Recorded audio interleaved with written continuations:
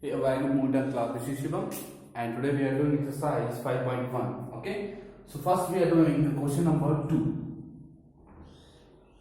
Second question करेंगे हम, ठीक है। एपी के बारे में मैंने इंट्रोडक्शन आपको प्रीवियस वीडियो में आपको करवा दी थी। जिस बच्चे ने वो वीडियोस नहीं देखी है उसके बिना आप यहाँ पे मत आना, ठीक है। इस नेक्स्ट क्लास में पहले प्रीवियस वीडियो को चेक कर लें, वहां पे एपी के बारे में बताया गया, ठीक है। एपी किस प्रकार की होती है, ठीक है। उसमें क्या टर्मों के बारे में बताया गया, कौन कौन से टर्म को क्या क्या बोलते हैं हम, ठीक है। कॉमन डिफरेंस के बारे में बताया गया, इसको डी बोलते हैं हम, ठीक है। nth टर्म, ठीक है। नंबर ऑफ टर्म्स, ठीक है। लास्ट टर्म के बारे में हमने डिस्कस किया था वहां पे, ठीक है। जनरल टर्म्स का फॉर्मूला भी डिस्कस किया था हमने, ठीक है। nth टर्म का निकालने का फॉर्मूला हमने डिस्कस किया था। सम ऑफ ऑल टर्म्स निकालने का हमने फॉर्मूला डिस्कस किया था, ठीक है। सो आप उस प्रीवियस वीडियो को देखे बिना इस यहाँ पे ना आए, ठीक है। पहले वो वीडियो देख ले, आपने वो वीडियो नहीं देखी होगी तो। क्वेश्चन नंबर 2 बोला write first four terms of AP when the first term a and common difference d are given as follow. देखो बेटा, अगर मैं ए पार्ट की बात करूं तो आपको क्वेश्चन में क्या बोल रहा है कि आपको किसी एपी का क्या निकालो उसको आप, क्योंकि इस फॉर्म में होगी बेटा, ठीक है। जिसकी इस तरह की वैल्यू, जिसकी कॉमन डिफरेंस सेम होगा और कोई लास्ट टर्म होगी, तो ये आपकी एपी बनेगी, ठीक है। इस तरह कोई एपी है जिसकी हमें क्या देखते हैं, गिवन दैट ए की कहीं बात होता है, जहां बताया था आपको, तो मैंने a1 फर्स्ट टर्म बताया था, जिसको हम a भी लिखते हैं कि वहां लिखना जरूरी नहीं होता, ठीक है। सो कंफ्यूज ना हो इस बात में। ए तो होगा आपका, जहां पे हो गया आपकी फर्स्ट टर्म हो गया, ये होगी फर्स्ट टर्म एपी की, ठीक है। उसके नेक्स्ट सेकंड, थर्ड, फोर्थ, फिर सो ऑन, ये होगी लास्ट टर्म हो गया आंसर। अब देखो आपके पास क्वेश्चन नंबर 2 के ए पार्ट में जो ए है फर्स्ट टर्म में दी है 10 और डी क्या होता है बेटा आपका कॉमन डिफरेंस, वो कितना दिया होगा आपके पास, डी भी कितना दिया होगा आपके पास 10 दिया होगा। आपको बोला है कि इस एपी के आपने नेक्स्ट 4 टर्म्स निकालनी है, मतलब नेक्स्ट 4 टर्म 1 2 3 4 एक टर्म और रह जाएगी, वो निकालनी है नेक्स्ट 4 टर्म। लास्ट टर्म की बात नहीं हो रही है अभी तक, आपको सिर्फ एपी के फर्स्ट 4 टर्म्स पूछी हुई है, ठीक है। नेक्स्ट 4 टर्म्स पूछी हुई है। तो देखो बेटा, उसमें मैंने आपको जनरल फॉर्मूला करवाया था, ठीक है। मैंने आपको जनरल फॉर्मूला ही करवाया था कि फर्स्ट टर्म देखो आपके पास है। अब हमें निकालनी है सेकंड टर्म, जिसको बोलते हैं हम e2। तो e2 का जनरल फॉर्मूला मैंने आपको क्या करवाया बेटा, a प्लस डी। मैंने कहा जहां पे 2 हो वहां पे एक कम डी लगेगा, ठीक है। एक डी लगेगा, ऐड होगा, मतलब फर्स्ट टर्म में कॉमन डिफरेंस ऐड होगा, तो आपकी वो क्या बन जाएगी, सेकंड टर्म बन जाएगी नहीं बन जाएगी। और देखिए बेटा, a कितना है आपके पास 10 और डी भी कितना है आपके पास 10, तो आपकी सेकंड टर्म कितनी आ गई 20 आ गई, a2 20। अब उसी तरह से a3 का जनरल फॉर्म था a प्लस 3 से एक कम 2d, इस तरह सब डी बढ़ता रहेगा, ठीक है। सो ए कितना है प्लस 10 प्लस 2 और डी मल्टीप्लिकेशन में, तो डी भी क्या हो जाएगा मल्टीप्लाई हो जाएगा 10 plus 20 and this will become 30। Next one a4, उसका फॉर्मूला होता है a प्लस 3d।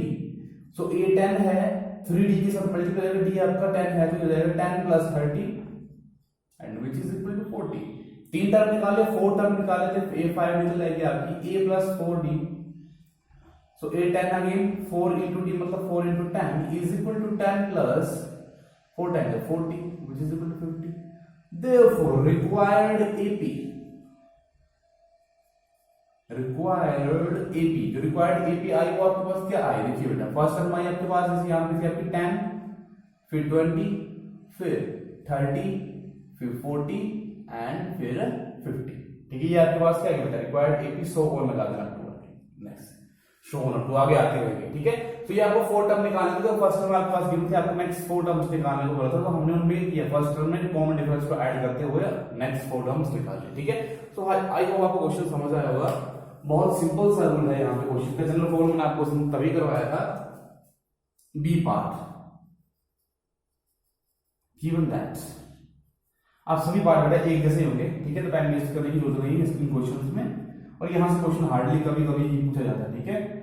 आपकी जो इंपॉर्टेंट है वो नेक्स्ट एक्सरसाइज है, वो एक्सरसाइज इंपॉर्टेंट डी 0 देखो आपका फर्स्ट टर्म -2 और डी कितना है 0 है। हमने निकालना था a1 तो हमारे पास है, a2 निकालना है, a2 का जनरल फॉर्मूला होता है a plus d। So a की वैल्यू हम -2 प्लस d इसको प्लस कर देते 0। अब देखो -2 में आप 0 प्लस करेंगे तो क्या रहेगा, -2 मिलेगा, तो यहां सीधे कितनी आएगी सेकंड टर्म आपकी 2 आ गई। a3 क्या होगा बेटा a प्लस 2d। तो फिर से अगेन a प्लस और 2d मतलब 2 into 0 फिर से 0 हो जाएगा, देखिए d हो जाएगा -2 plus 0 which is equal to -2, मतलब थर्ड टर्म में वही आ रही है। और मैंने आपको कहा था कॉमन डिफरेंस हो एक टर्म में, वो आपकी पॉजिटिव हो सकते हैं, नेगेटिव हो सकते हैं, फ्रैक्शन में भी हो सकती है, ठीक है। a प्लस 3d, तो a है आपके पास -2 प्लस 3 और d कितना है 0। सो -2 प्लस फिर से 0 तो कितना होगा बेटा -2, और नेक्स्ट भी क्या आएगी आपके पास a plus 4d। So this will also become -2 or 4 into 0 is equal to -2 plus 0. So फिर again -2। अब आप बोलेंगे लिखा मैं लेता हूं यहाँ पे required AP,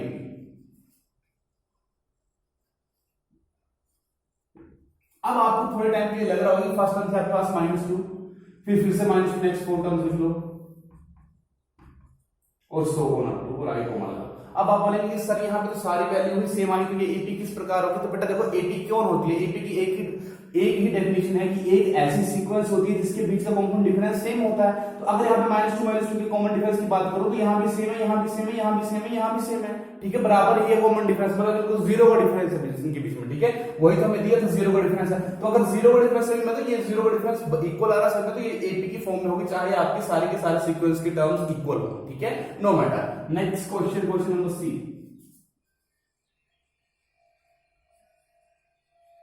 given that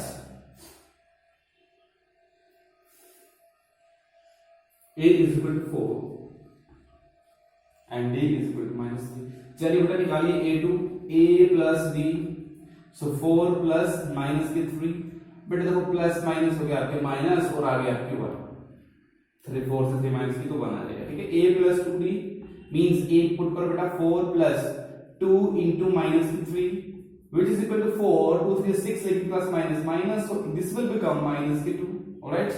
next one a की power a 4 sorry a plus 3d, this will become a है आपके पास again 4 plus 3 और d है आपके पास -4 और प्लस माइनस माइनस कितने से 9 होते बेटा, 9 से 4 गए तो इससे -5, तो ये टर्म आ गया आपकी -5, क्लियर है, -5। नेक्स्ट टर्म निकालेंगे a5 टर्म, क्योंकि हमें 4 टर्म्स निकालने को बोला हुआ है, तो 4 टर्म का मतलब है कि एक टर्म तो पहले से ही, लेकिन उसके नेक्स्ट 4 टर्म्स निकालना, तो a5 तक निकलेंगे, ठीक है।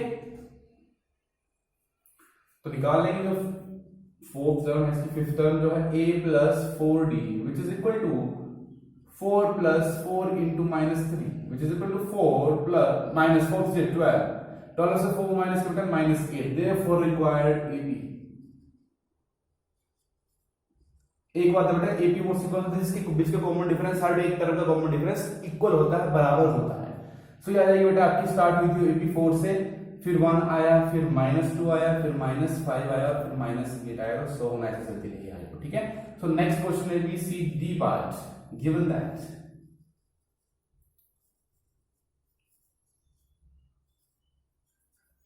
a is equal to -1 and d is equal to 1/2, so therefore a2 निकालेंगे बेटा a plus d, so मतलब -1 plus 1/2। अब यहाँ पे एलसीएम आएगा, आपको मालूम है, लाइक दिस एलसीएम ले लीजिए बेटा, so 1 और 2 का एलसीएम 2, यहाँ पे 1 को 2 से कट किया तो 2 2 1 है, 2 माइनस के 2 प्लस 1, so माइनस प्लस -2 में से 1 गया तो बचेंगे -1/2। आगे आपके पास a2 वैल्यू, ये सेकंड टर्म आ गई। अब निकालें third term a plus 2d, so a है आपके पास -1 और 2 और d की वैल्यू तो 1/2 ही रहेगी बेटा, 2 से 2 काट दीजिए, आगे बचेगा -1 प्लस 1, कट जाएगा, कितना आएगा आपके वैल्यू 0। a4 वैल्यू निकालो बेटा a plus 3d, so a है -1 प्लस 3 और d है आपके पास 1/2, फिर अगेन मल्टीप्लाई करना पड़ेगा और एलसीएम लेना पड़ेगा, ठीक है। आप हो सके तो आगे को भी करना है इसको, -1 और प्लस के 3/2 हो जाएगा आपको, और 1 का एलसीएम बेटा आपको मालूम है 2 ही आएगा।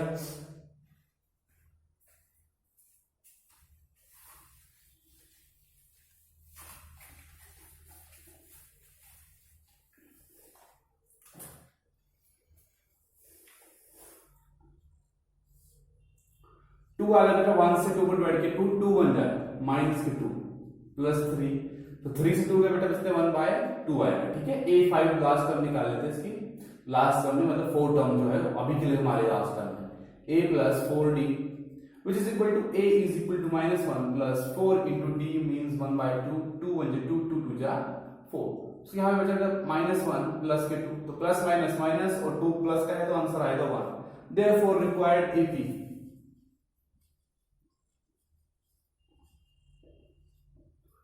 क्या बेटा आपके पास रिक्वायर्ड है, आपके पास फर्स्ट टर्म थी -1, फिर आगे आपके पास -1/2, फिर आ गया आपके पास थर्ड टर्म 0, फिर आ गया आपके पास 1/2 और फिर आ गया 1 और सो ऑन अप टू, ठीक है। So this is part number t. Now move to the next part, part number e. Given that a is equal to -1.25 and d is equal to 0.25 -0.25 sorry, Yes, minus 0.25. All right. So first of all, we have to find out the second term of AP because first term we have already given. So A plus D is your second term general formula. So minus 1.25 plus already minus है तो उसको bracket के अंदर लिखिएगा, ठीक है बेटा। आगे बढ़िए, इसको कंटिन्यू माइनस 1.25, अब देखो प्लस माइनस तो माइनस हो जाएगा 0.25। अब माइनस माइनस यहाँ से चलेगा बेटा, प्लस हो जाएगा तो 0.25 में प्लस करेंगे तो 1.50 कितना हो जाएगा ये 1.50, लेकिन माइनस होगा, माइनस के 1.50 यहाँ पे 25 और ऐड कर देंगे 50 हो जाएगा 25 25 25 और 1 में से प्लस करेंगे तो 1 ही रहेगा, ठीक है। A3 की देखेंगे A plus 2D, so A की value minus 1.25 plus 2 into D minus 0.25, so this will become plus minus minus, अब 2 5 हो गया आपके 10, 2 2 हो गए 4 तो 5.1, ठीक है, सॉरी 0.50 हो जाएगा, ठीक है 0.50 हो गई, ठीक है। सो माइनस माइनस फिर से प्लस हो जाएगा तो दिस विल बिकम 25 में 50 प्लस करें तो हो जाएगा माइनस 1.7 75 हो जाएगा यहाँ पे, ठीक है। लेकिन साइन माइनस का रहेगा, तो माइनस माइनस होता प्लस, लेकिन ओवरऑल साइन आंसर में माइनस का आता है। So now moving to the next term A plus 3D which is equal to minus 1.25 plus 3 into minus 0.25. Alright, continue करो लाइन में आगे को 25 minus 3 5 15 1 कैरी थ्रू 6 7.0 इतना आ गया। अब इसमें ये प्लस करेंगे तो हो जाएगा माइनस के 2 बन जाएगा पूरा, 25 में 7 प्लस करेंगे तो हो जाएगा पूरा 100 और 1 कैरी यहाँ पे हो जाएगा 2 माइनस 2.00, ठीक है। माइनस 2 लिख सकते हैं इसको, लेकिन ऐसे निकलो कोई दिक्कत नहीं है। A plus 4D which is equal to minus 2 plus 4 minus 0.25. This will become minus 1.25 minus में होगी, यहाँ पे साइन माइनस का आएगा 4 5 20 4 2 जा 8 और 10 2 कैरी थी 1 और 2 आ जाएगा आपका 1.00, ठीक है। तो जब आप इसको प्लस करेंगे तो आएगा आपका 2.25 माइनस के 2.25, ठीक है। अब इन दोनों सब प्लस प्लस खुद कर सकते हैं आप लोग, 10th में है। therefore required EP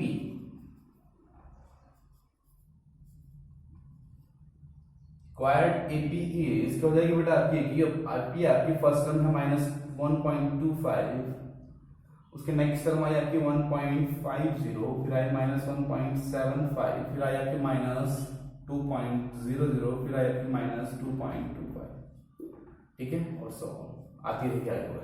So this is a question number 2 from exercise 5.1. Now moving to the next question, question number 3. So basically question number 3, what you have to do, you have to do for the following APs. नीचे कुछ APs given है, write the first term and the common difference. आपको first term लिखनी है और APs की और common difference निकालना है AP का। तो common difference का फॉर्मूला पता है आपको सिंह करवाया हुआ A2 minus A1, ठीक है, A3 minus A2, A4 minus A3, ठीक है। वो फॉर्मूला हम यूज करेंगे और चेक करेंगे कि क्या इन सभी के बीच जो कॉमन डिफरेंस है या गैप है वो इक्वल है कि नहीं है, और साथ में ये भी चेक करेंगे।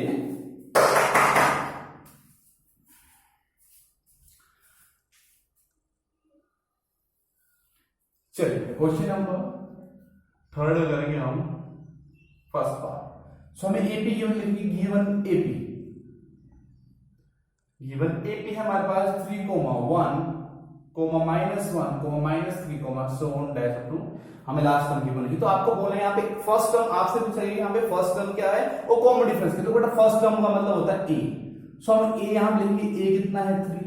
अब डी मुझे निकालना, डी का फॉर्मूला का बताया मैंने आपको a2 minus a1, ठीक है, coma a3 minus a2 coma a4 minus a3।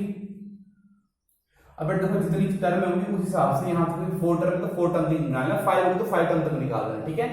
So this will become a2 कितना आपके पास 1, ये देखो a1 a2 a3 a4, तो a2 minus a1 3 minus of 3 comma लगा लेना, ठीक है। a3 है आपके पास -1 minus of 1, next -3 minus of minus के 1 में -3 माइनस के तो बचेंगे माइनस के 2 कॉमा माइनस के 2।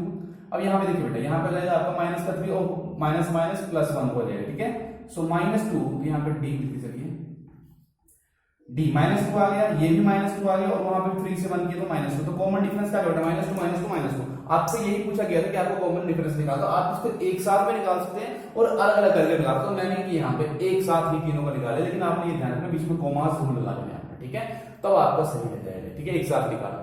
Next one is second part given AP. So second part में जो आपके पास गिवन एपी है वो है आपके पास -5, -1, -3, 7 लाइक दिस। तो हम लिख लेंगे यहाँ पे ए है, हम फर्स्ट टर्म है आपकी जो ये होती है फर्स्ट टर्म, स्टार्टिंग में फर्स्ट टर्म -5 डी निकालेंगे तो डी के लिए वही फॉर्मूला a2 -a1 फॉर्मूला क्या करना पड़ेगा, ठीक है, बहुत सिंपल है बेटा, a3 -a2 बड़ी टर्म छोटे टर्म को माइनस करना है, a4 -a3। सो वैल्यूज को पुट करिए, a2 है आपके पास -1, सो -1 को माइनस के 5 तो माइनस बीच में ऑलरेडी, तो माइनस का 5 अलग से है, फिर है आपके पास 3 माइनस ऑफ माइनस का 1 और फिर आपके पास 7 माइनस ऑफ 3। सो यहाँ पे -1 माइनस माइनस प्लस के 5 3 माइनस प्लस -7 3 माइनस 2 4, तो डी आ गया, देखो 5 से 1 माइनस के 4 और प्लस के 5 बड़ा है, 3 + 1 4 और 4, ठीक है, तो हमने डी भी निकाल लिया और हमने फर्स्ट टर्म भी निकाल ली, ठीक है। Now move to the third part given AP.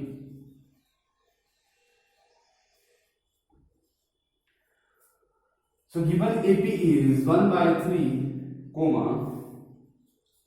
5/3, 9/3, 13/3, show, ठीक है, तो हम लिख लेंगे A = 1/3, D निकालेंगे बेटा कोई formula A2 - A1, A3 - A2, A4 - A3, ठीक है, तो which will become 5 - 3 5/3 - 1/3, this से this माइनस करना है बस, 9/3 - 5/3, 13/3 - 9/3।